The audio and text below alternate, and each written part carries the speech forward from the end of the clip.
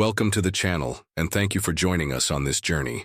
We've got an exciting story lined up for you today, but before we dive in, we'd love to hear from you. Drop a comment below and let us know where you're watching from. It's always amazing to see how far our community stretches. And if you're new here, don't forget to hit that subscribe button so you won't miss tomorrow's special story. Trust me, you won't want to miss it. Stay tuned and let's get started. When a royal guard was disrespected, the unexpected happened next. Sergeant William Johnson, a seasoned 32-year-old soldier of the Queen's Guard, had spent the better part of his career in the service of his country. Today, however, he wasn't wearing his uniform to parade in front of crowds or stand solemnly by the gates of Buckingham Palace. He was simply here for a quiet dinner, a rare and much-needed moment of peace before being deployed to another assignment. He chose to visit one of London's most prestigious restaurants, known for its exclusivity, where reservations were often made months in advance. His intention was not to draw attention, but to enjoy a meal in solitude, reflecting on the tasks ahead. As he stepped inside, the sound of his polished boots clicked sharply against the marble floor. His vibrant red tunic, embroidered with gold trim, stood out against the restaurant's more subdued, luxurious decor. The contrast was stark. His pristine uniform, with its perfectly pressed navy trousers and iconic bearskin hat, didn't exactly match the subdued, understated elegance of the place. But it wasn't about the appearance for William. His uniform wasn't a costume. It was a symbol of the years of service and sacrifice he had made. He had earned his place in that uniform, just as much as anyone else had earned theirs in the restaurant's elite circles. The waiter, Edward, approached with a stiff, forced smile. His eyes scanned William's attire as though evaluating whether he belonged in such an upscale establishment. "Do you have a reservation?" Edward asked, his voice lacking any real warmth. The question wasn't casual, it was almost rhetorical. Edward's tone suggested he expected a no, and perhaps even looked down on the possibility of a soldier stepping foot in such an exclusive space. William calmly handed over a printed reservation confirmation, his demeanor as steady as it had always been in the line of duty. Edward barely glanced at the reservation before his lips curled into a thin smirk. "This outfit," he said, gesturing dismissively from William's head to toe, "is dramatic, I'll give you that. But this isn't some sort of costume ball, and frankly, sir, your presence might make some of our more refined patrons uncomfortable." His words stung, more than he probably realized. The implication that William's uniform, something that had cost him years of hard work, discipline, and commitment, was somehow out of place in the restaurant, was like a slap in the face. But William stood there in silence, the sharpness of the insult not reaching his composed exterior. Edward wasn't finished. "Sergeant or not," he continued, raising his voice slightly as if to assert some imagined authority, "I don't believe this establishment is appropriate for that sort of display. There's a cafe just across the road. Their prices might suit your budget a little better." He added the final jab without a hint of hesitation. The couple sitting at the nearby table exchanged uncomfortable glances, whispering to each other, but William didn't move. He remained as still as stone, taking in the disrespect with the quiet strength he had cultivated over the years.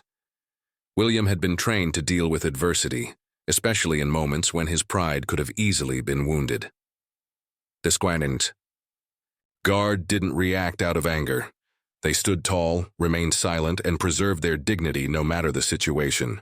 He turned to leave not because he was defeated, but because he knew there was no point in continuing the confrontation.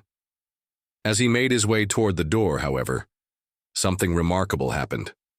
A voice from the far end of the restaurant called, "Outbreaking the tension, hold it right there." The voice was firm and commanding, but with a touch of authority.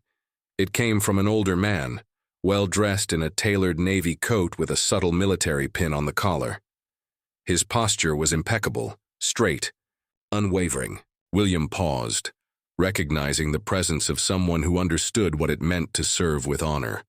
"I know exactly who that man is," the older gentleman said, turning toward Edward with a piercing gaze. "He's a royal guard, and if you're telling him he's not welcome here, Then let me make something very clear. Neither am I. The atmosphere in the room shifted instantly. The surprise in Edward's face was palpable, but the older man was undeterred. He approached William with a firm handshake, introducing himself as Charles Bennett, a retired Royal Navy admiral with 28 years of service under his belt. It wasn't just a display of pride, it was a gesture of solidarity. Charles turned back. To Edward, "You're quick to judge a man based on his uniform, but do you even know what that uniform represents?" He continued, his voice steady. "It's not just ceremony. It's sacrifice, discipline, and protection. That man's presence doesn't diminish this place. It elevates it." His words resonated deeply in the room, forcing Edward and everyone else to pause and reconsider their assumptions. The shift was immediate. The room that had once felt cold and dismissive now seemed warmer, more respectful. The diners, many of whom had been silent witnesses to the exchange, shifted in their seats, clearly taken aback by the unexpected act of defense and the undeniable truth of Charles's words. The tension in the restaurant was palpable, the silence almost suffocating. Sergeant William Johnson had stood tall in the face of disrespect, but as he turned to leave, something shifted in the atmosphere. It wasn't just the voice that broke the stillness. It was the certainty behind it. The older man who had spoken, now making his way toward him, exuded a quiet authority that seemed to fill the entire room. There was no hesitation in his steps, no faltering in his movements, just a steady, deliberate pace that commanded attention. William glanced at him, recognition flickering in his eyes. The man was older, his hair touched with gray, but his posture was as upright as any soldier's. His navy coat was impeccable, a subtle military pin gleaming on the collar. It wasn't just a uniform, it was the mark of someone who had seen service, someone who understood what it meant to wear the weight of duty. This man wasn't just standing up for him, he was standing up for everything that William's uniform represented. "I know exactly who that man is," the older gentleman said, his voice clear and unwavering, though there was an edge to it that cut through the tension like a knife. His eyes locked onto the waiter, Edward, and in that instant the atmosphere in the restaurant seemed to shift. The eyes of the patrons, who had previously been idle spectators, now flicked from the older man to the young soldier, curiosity creeping into the air. "If you're telling him he's not welcome here," the older man continued, his voice gaining strength, "then let me make something very clear. Neither am I." A collective gasp rippled through the room. For a moment, time seemed to freeze. Edward, the waiter, visibly stiffened, his face paling as he realized the gravity of what was happening. The power in the older man's voice, the undeniable authority that came with his words, was something no one could ignore, not even Edward. His smugness faltered, replaced with a flicker of uncertainty. The man moved with purpose, walking directly toward William, his hand extended firm and steady, and William, though taken aback, shook it with respect. "Name's Charles Bennett," the older man introduced himself, his voice tinged with a calm strength. "Retired Royal Navy, served 28 years. William felt a sense of recognition. There was something in the man's presence, an unspoken bond between those who had served, who had sacrificed for their country. He gave a firm nod. "Sergeant William Johnson, Queen's Guard," he replied. The words hung in the air between them, two soldiers who understood each other without needing to speak further. Charles turned back to Edward, his gaze unwavering. "You're quick to judge a man based on his uniform," he said, his voice now carrying a weight that seemed to settle over the entire room. "But do you even know what that uniform represents?" He didn't wait for an answer, instead continuing. "It's not just a costume or a display of tradition. It's sacrifice, discipline, protection. It's the very foundation of honor. That man's presence doesn't diminish this place. It elevates it." The words hung heavy in the air, the truth of them sinking in, not just for Edward, but for every diner within earshot. The room, which had felt so cold just moments before, now seemed to warm, the atmosphere shifting from one of tension to one of quiet reflection. Patrons who had previously remained silent, unsure of how to react, now seemed to understand. They didn't need to speak. They didn't need to applaud. But they knew. They knew that what Charles Bennett had just said was true.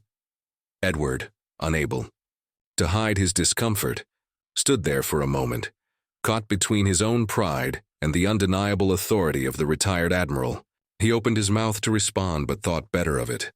Instead, he turned toward the back of the restaurant, clearly trying to regain some semblance of control over the situation. But the damage had been done. The room had changed. The manager, Clara Morgan, who had been standing at the periphery of the scene watching in disbelief, finally stepped forward.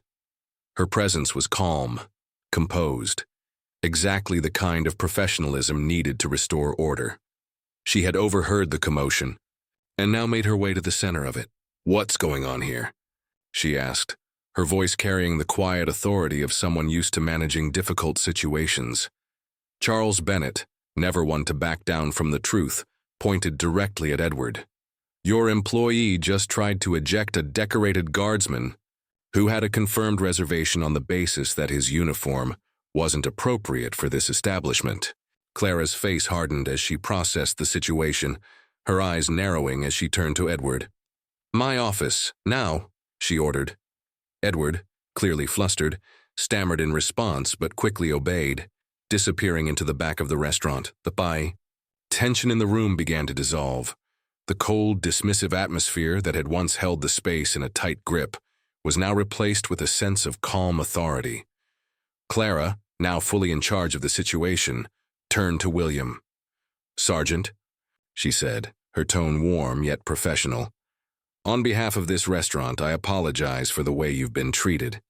And thank you for your patience."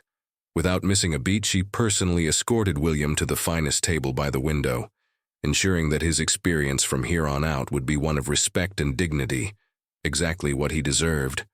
And though William had come to this restaurant seeking nothing but a quiet dinner, fate had other plans. What he had received was far more than just a meal. He had been reminded that in moments of adversity, the true value of a uniform, of a person, is not determined by the judgment of others, but by the quiet strength with which they carry themselves. The atmosphere in the restaurant had shifted dramatically, like a storm finally passing, leaving behind the quiet aftershock of what had transpired. Sergeant William Johnson sat at his newly assigned table, still processing what had just happened. The air around him seemed to hum with the energy of what Charles Bennett had said. Those words of truth and honor had not only changed his fate, but had also altered the room's dynamic. For a moment, he allowed himself to relax, but he could feel the eyes of the diners lingering on him, though no one dared speak. Clara Morgan, the restaurant manager, approached with a calm authority, her every step deliberate and controlled. As she reached his table, she offered a warm yet professional smile, her eyes betraying the weight of the moment. She was a woman who had seen many things in her career, but this was different. The tension that had filled the space moments ago was still palpable, but there was a softness to it now. "Sergeant Johnson," she began, her voice steady but carrying an air of respect. "On behalf of this restaurant, I would like to formally apologize for the treatment you received tonight. That was completely unacceptable." Her words rang true, and for the first time since entering the restaurant, William felt like someone truly understood the injustice he had faced. William met her gaze, his expression calm, but there was a sense of recognition in his eyes. He appreciated her apology, but there was something more he had expected, something he hadn't realized until now. Clara's acknowledgement, her understanding, it was more than just words. It was the realization that the true measure of respect wasn't just in grand gestures, but in the quiet moments where character shone through. "Thank you, ma'am," William said quietly, his voice betraying none of the frustration he had felt earlier. "It's all right. I understand how these things happen." Clara didn't seem convinced by his calm demeanor. She could see the weight of the moment in his eyes, the quiet resolve that he had worn like a second skin for years. "No," she said, shaking her head slightly. "It's not all right. Not when someone like you is treated that way, not when you're here for nothing more than a peaceful meal." Her tone softened. "This restaurant prides itself on welcoming all who have earned the right to be here, and your service to this country is more than enough to deserve that respect." For a moment they were both silent. The clink of glasses and the murmur of distant conversations seemed distant, irrelevant in that shared space. Clara's expression grew more serious. "I'm personally escorting you to the best table we have," she declared. "From now on, you'll receive the service and respect that you've earned, not just as a guest, but as a man who serves with honor." With a nod, she led him through the room, her steps purposeful and decisive.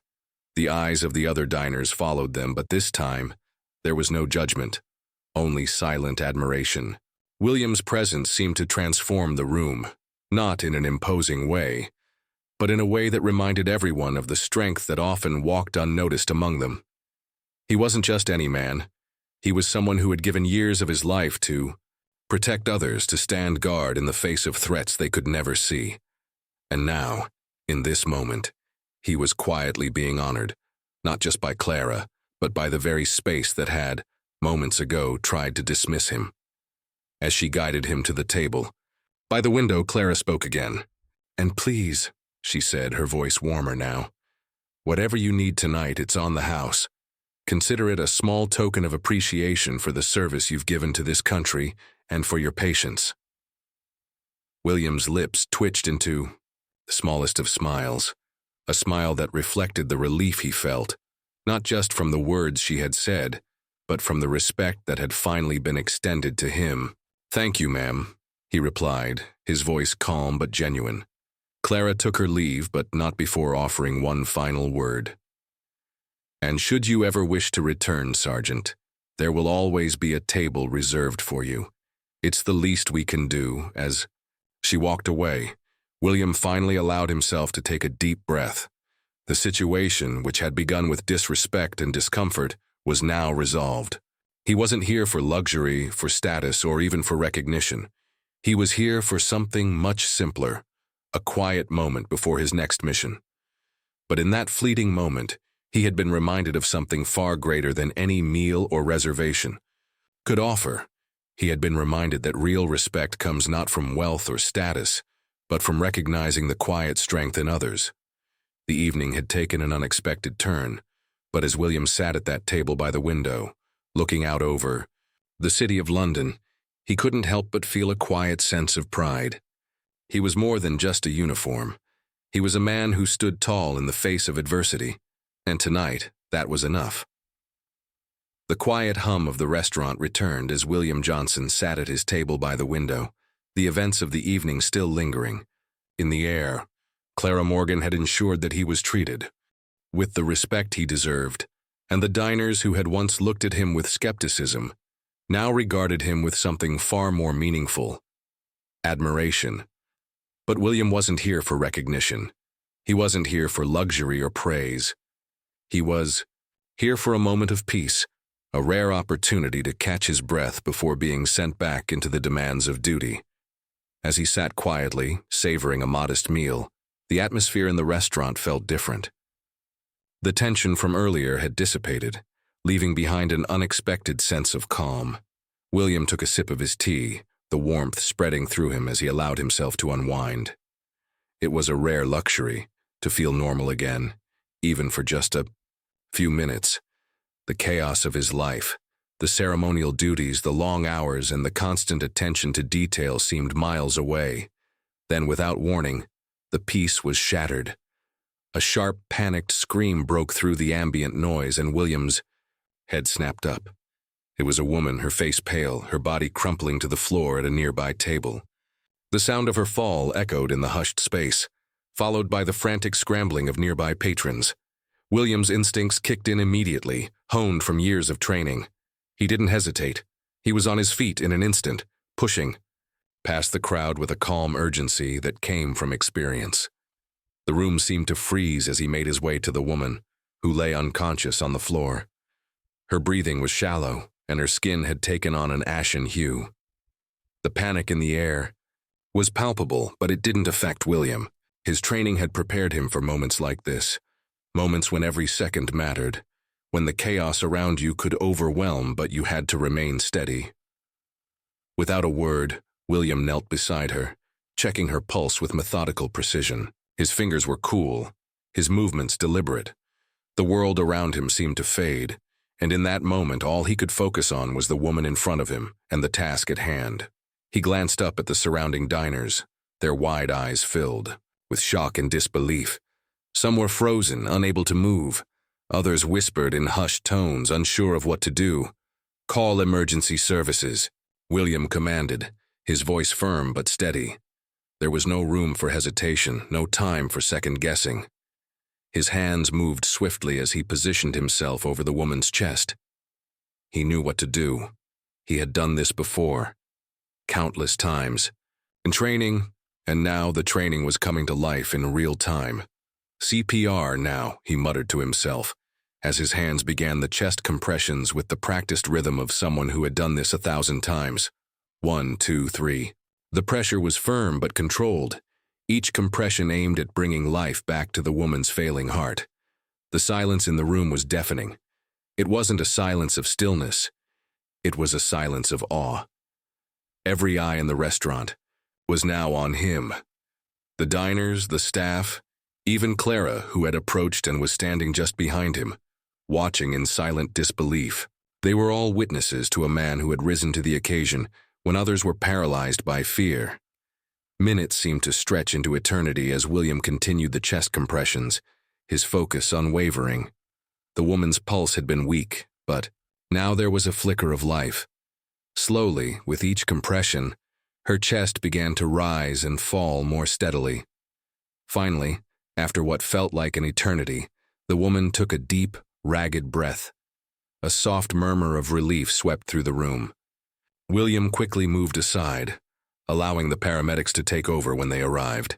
He briefed them succinctly, his voice calm despite the intensity of the situation. Unresponsive for 40 seconds. I re-established a pulse. She's stabilizing. The paramedics worked quickly, moving the woman onto a stretcher and preparing to take her to the hospital. As they wheeled her out of the restaurant, the woman's granddaughter, no older than 10, rushed to William's side, her eyes filled with gratitude and tears. Thank you, she sobbed. "Are you an angel?"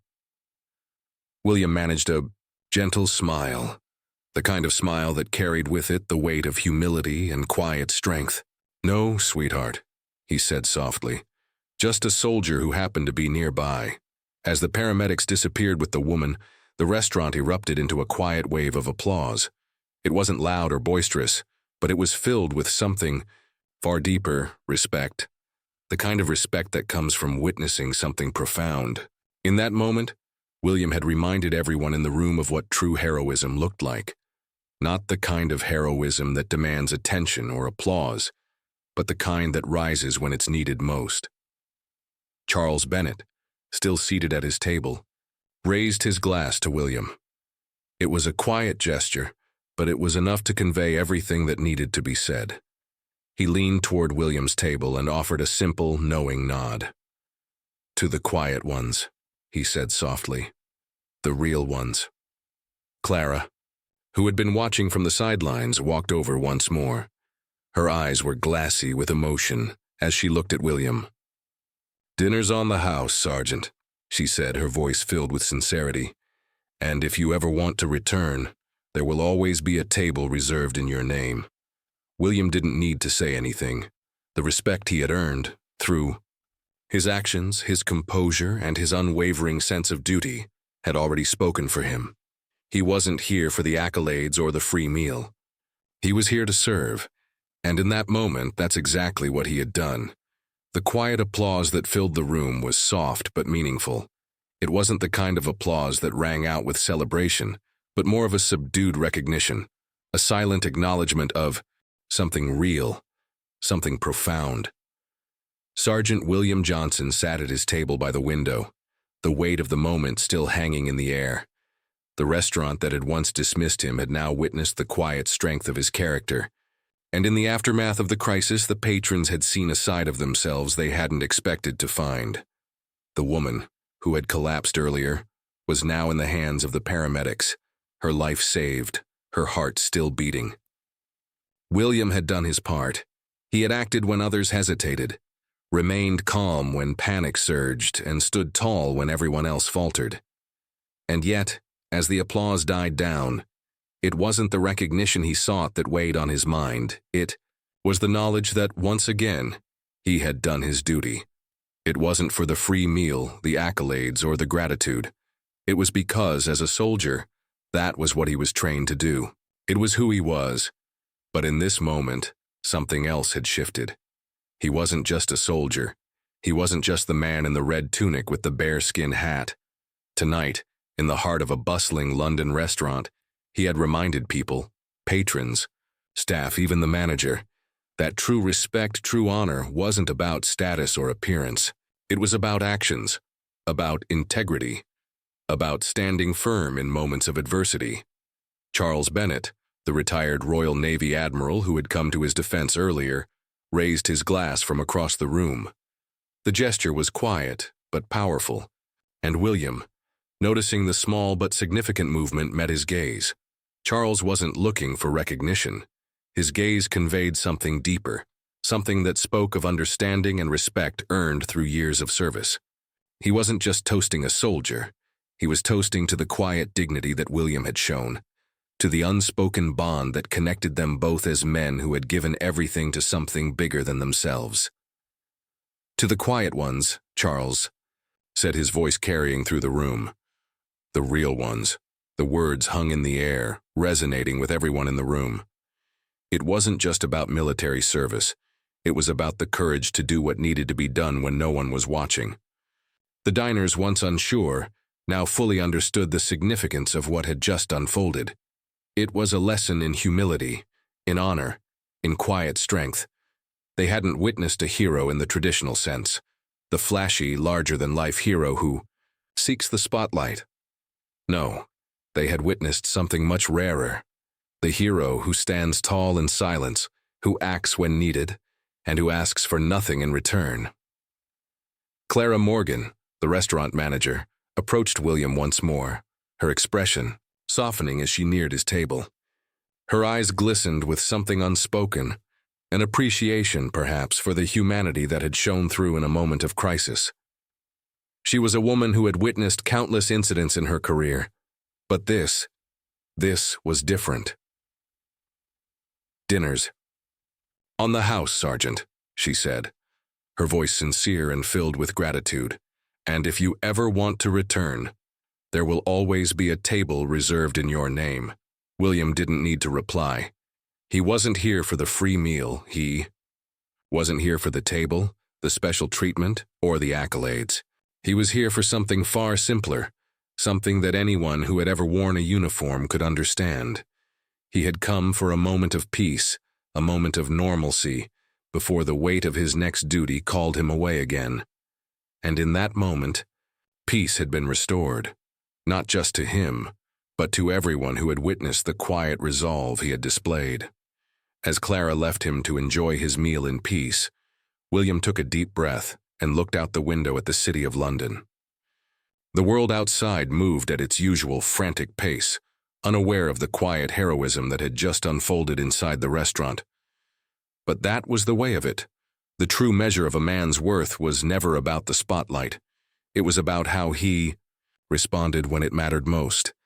And tonight, William had reminded everyone that true honor doesn't need recognition to be real. It is revealed in the moments when you rise to the occasion without seeking anything in return. It is revealed in actions, in quiet dignity, and in knowing when to stand tall. As he sat back and took a sip of his tea, William felt a quiet satisfaction. He wasn't just a soldier in red. He was a man who had stood firm when it mattered. And that, in the end, was all that really counted. We'd love to hear your thoughts on today's story, so please take a moment to drop a comment below. What did you think about Sergeant William Johnson's unwavering courage and how he handled the situation at the restaurant? Do you believe true respect is earned in moments of crisis like he showed, or is it something that needs to be demonstrated in other ways? Maybe you've experienced something similar where you had to step up in a tough situation, or perhaps you've witnessed someone who remained calm and dignified under pressure. What are your thoughts on how honor and respect are shown in everyday life? We're eager to know what you think, so don't hesitate to share your experiences and opinions with us. Also, if you enjoyed this story, don't forget to hit that like button and share it with your friends. It helps us reach more people and continue to bring these powerful and thought-provoking stories to life. If you're new here, make sure to subscribe to the channel so you won't miss out on our next story, which will be just as captivating and inspiring. Thank you for watching, and we can't wait to hear from you.